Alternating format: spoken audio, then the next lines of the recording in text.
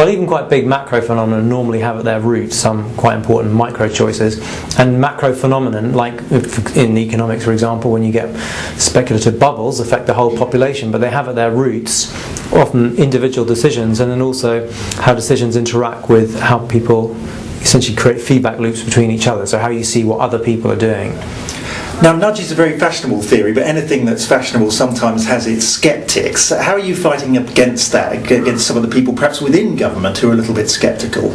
Well, the most important thing is because when you see it in practical operation and you start changing things which maybe many senior policymakers weren't very interested in, such as letters, correspondence or websites, and think, well, what's the big deal in that?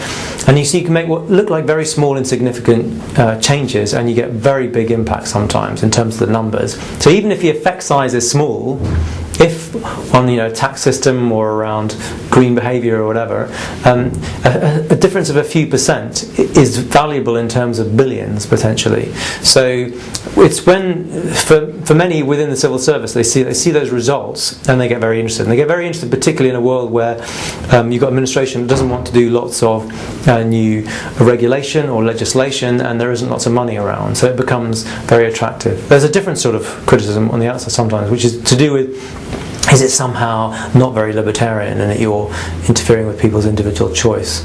That's a slightly different argument. But again, when you get to practical examples, people think, well, actually that's fine. So having a rumbled strip on the side of a motorway is a classic nudge in some ways. If you really want to drive your car into the central reservation, you can do that.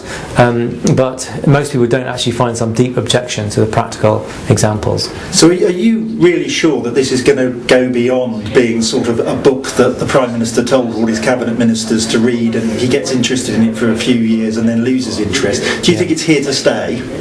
It's certainly here to stay, just because it's